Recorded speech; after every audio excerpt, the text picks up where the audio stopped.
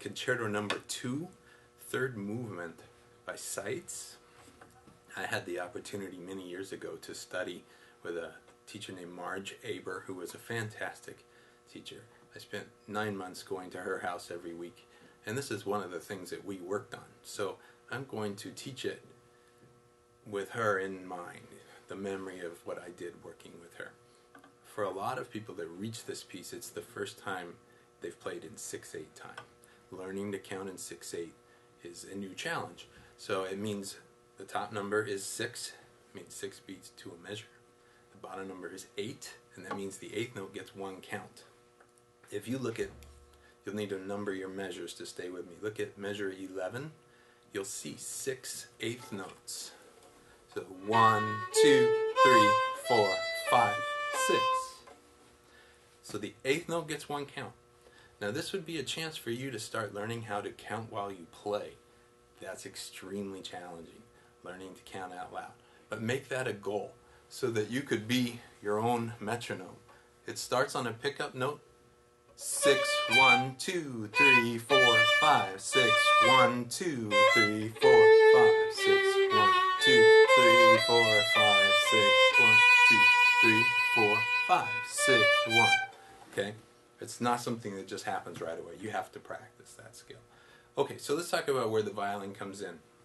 You've been waiting through this tutti. It would be an orchestra, but in our case it'd be a piano.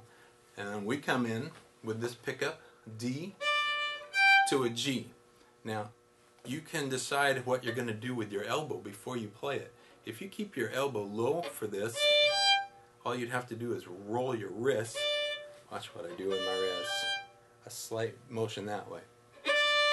Instead of having your elbow on the A string level and dropping it to the E string level. But you could do that too, whatever you're comfortable with. Okay? I think one of the hardest parts about this is getting the bow on the string to begin with. So breathe out so that it doesn't bounce. Now just feel the string, feel it and go. I like the analogy that I use a razor and I'm shaving. I just feel the skin and go. I don't sit there and wait, and I don't swat. You just touch the string, breathe out as you get the bow down. Okay? If you're working on vibrato, there's an accent over the G, so you could try and add a little vibrato and even a little bow speed to get that accent. If you come off the string, you have to get back. Again, that's hard. Don't hold your breath. Set your bow on the string and then go up bow on the B. Little space and then a very quick grace note. Now you have a choice. Open A or 4th finger on the D string. It's a great exercise for your 4, so I would recommend the 4. Now, when we get to measure 11, you have a crescendo and a diminuendo. Let's practice that one so on just an open string. Here's what you're actually going to be playing. So crescendo, diminuendo. So let's try that bowing, but on an open D. So it's going to be up, down, up. So I get louder, and then I diminuendo. After you can do that, apply it to this passage. Remember, you have an F sharp and then a C natural, so your 2 has to move back when you play on the A string. 1, 2, 3, 4, 5, 6, 1. You have to be counting.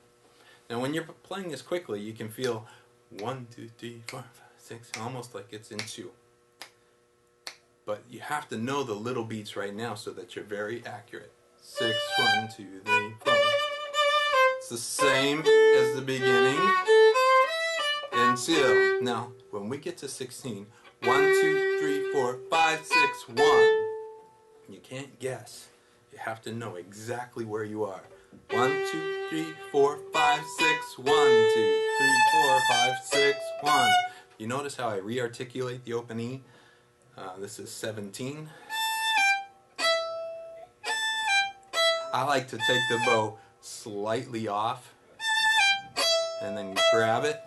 if you're not good at that yet, just stop and go up again. 1, 2, 3, 4, 5, 6. Now we get to one of the more challenging points in the repertoire so far. We have to bow on 2 strings. And you know what? You need this skill anyway, so when you start tuning your violin, which I could use a little touch up here, but when you start tuning, you have to be able to balance your bow on 2 strings. So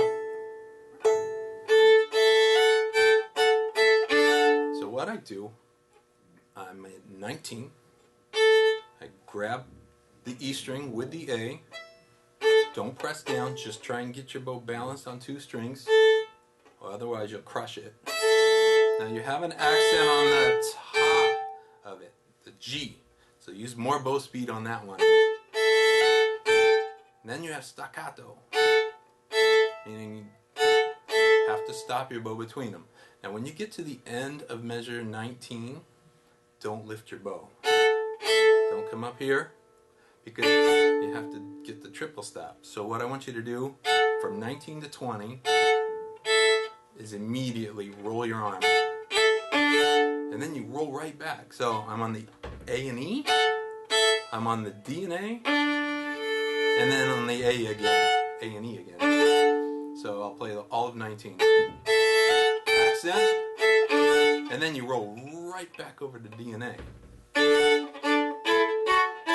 When you're first learning it, you can do 19 with just the moving lines or the important notes.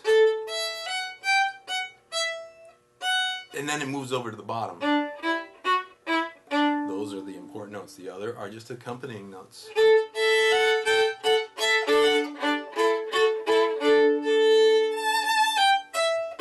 Again, that little space at 21, right there. Use your 4th finger at 22. 4, 3, 2. You don't have to, but it's just a good exercise. Now you have to know where you are in the rests. So at 24, 1, 2, 3, 4, 5, 6. 1, 2, 3, 4, 5, 6. 1, 2, 3, 4. Start forte, and then diminuendo. And you can put a little vibrato on that. You know, it's just your 3rd finger. Left hand's not doing anything. So if you're working on vibrato, that's a good chance to do it. Now, you could do this a couple ways. One would be just on the string. Not as interesting musically as that. That takes a little more technique though, to come off and find the next one. So practice bringing the bow down and being accurate with the metronome. 6, 1, 2, 3, 4, diminuendo.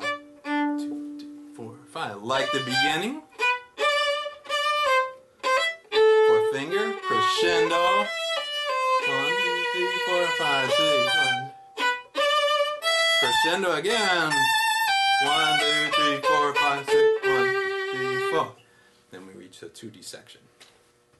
Alright, in measure 48, it's a challenge to get back in, because you come in on beat 5. So the piano is do dun dun dun dun dun, but when it comes to the end of it, the piano plays at 47. And you have to step into that pulse. It's like if you have 2 friends swinging a rope and you have to get in, you know, a jumping rope, there's no room for error. So you have to be counting. You have to know how to count 6, 8. And we're going to come in on 5. So I'm going to do measure 48. 1, 2, 3, 4, 5, 6, 1. Practice doing that. You could say 1, 2, 3, 4. Even if you can't keep your mouth moving while you're playing, you can count the measure up until the moment where you start. Now in 49, you have a quarter note, which is 2 eighth notes, or 2 pulses, 2 beats. And then you have 2 eighth notes, which are tied. 2 eighth notes that are tied, where you don't re-articulate, they sound the same as the 2 eighth notes in a quarter. So you have 1, 2, 3, 4. 1, 2, 3, 4. And then the last 2 notes are 5, 6. So if I play the pickup, 1, 2, 3, 4, 5, 6, 1, 2, 3, 4, 5, 6, 1, 2, 3, 4. Understand? Now 1, 2, 3, 4. I'm in measure 52. You have to move on 4. The dotted quarter is 3 beats. 1, 2, 3, 4, 5, 6. And I want you to feel the arm here little bit of support under here.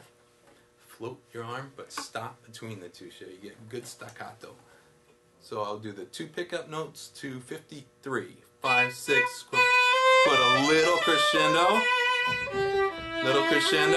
new note, D sharp. It feels like a whole step space from the 2. So F sharp is a 2, D sharp is a 3, they don't touch. It's across 2 strings though. 3, 4, 5, 6, now measure 56, dotted quarter, and then it has a tied 8th note. So the dotted quarter is 3 8th notes. 1, 2, 3, and then you have another note tied to it. B4 is tied to it. 1, 2, 3, 4, 5, 6. 1, 2, 3, 4, 5, 6. 1, 3, 4, 5, 6. 1. Crescendo and diminuendo. 5, 6, 1. F sharp, C natural. 1, 2, 3, 4, 5, 6. 1. Lots of bow. Retard. Now we're at the next page.